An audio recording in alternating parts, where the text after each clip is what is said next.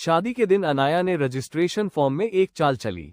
उसने अपने होने वाले पति अर्जुन की जगह उसकी पहली मोहब्बत रिया का नाम लिख दिया। सर्टिफिकेट लेते ही अर्जुन ने देखने की कोशिश की, लेकिन अनाया ने उसे रोक दिया और बोली, घर चलो, वहां तुम्हारे लिए एक सरप्राइज है। अर्जुन थोड़ा चिड़चिड़ा होकर चला गया।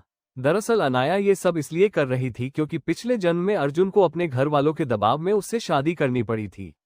अर्जुन की सच्ची मोहब्बत रिया इस शादी को बर्दाश्त नहीं कर पाई और सदमे में उसने एक्सीडेंट कर लिया। वहीं उसकी मौत हो गई। रिया की मौत अर्जुन के लिए एक ऐसा जख्म बन गई जो कभी नहीं भर पाया। उसने सारी नफरत अनाया पर निकालनी शुरू कर दी। रोज उसे ताना मारना, तकलीफ देना उसकी आदत बन गई। लेकिन जब एक दिन अनाया खुद एक्सीडेंट का शिकार होने वाली थी तो अर्जुन ने अपनी जान की परवाह किए बिना उसे बचा लिया। अनाया ने समझा कि शायद उसके दिल में अब भी उसके लिए प्यार है। मगर मरते वक्त अर्जुन ने कहा, अब मुझे चैन मिलेगा, रिया से फिर मिलने जा रहा हूं। उस पल अनाया समझ गई, अर्जुन ने उसे इसलिए नहीं बचाया क्योंकि वो उसे चाहता था, बल्कि इसलिए कि वो जल्दी मरकर अपनी रिया से मिल सके। अगले दिन अर्जुन के अंतिम संस्कार में सासुर ने सारा दोष अनाया पर डाल दिया। महफिल में सब लोग उसे कोस रहे थे। अगर तू ना होती तो अर्जुन जिंदा होता। अनाया के लिए ये सब बर्दाश्त से बाहर था। उसने रोते रोते अर्जुन के ताबूत पर सिर मारा और तभी उसके हाथ की फिरोजी माला तेज चमकने लगी। अगले ही पल अनायात दोबारा उसी दिन लौट आए जब वो अर्जुन के साथ शादी करने गई थी। वो हैरान रह गई, क्या सच में भगवान ने मुझे दूसरी जिंदगी दी है?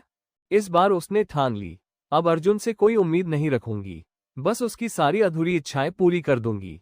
पर उसके पास सिर्फ 1.5 दिन थे। सबसे पहले उसने अर्जुन और रिया को मिलाने का फैसला किया। इसलिए उसने शादी फॉर्म में रिया का नाम डाल दिया ताकि वो दोनों कानूनी तौर पर पति पत्नी बन सके। बाहर आते ही अर्जुन ने कहा, सर्टिफिकेट दिखाओ। अनाया बोली, घर चलो, वहां दिखाऊंगी, सरप्राइज भी दूंगी। घर जाते वक्त रिया का फोन आया। वो रोते हुए कह रही थी, मैं अपनी नस काटने वाली हूं। अर्जुन घबरा गया, बोला, मुझे अभी जाना होगा।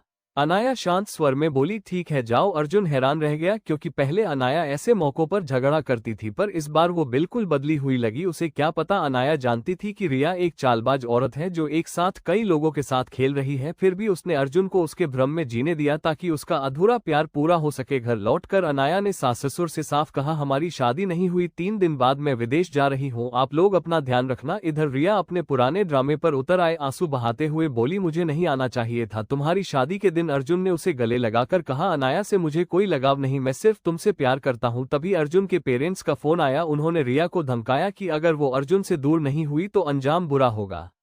रिया ने तुरंत झूठ बोल दिया, ये सब अनाया ने बताया है। अर्जुन गुस्से से पागल हो गया और अनाया को सबक सिखाने निकला।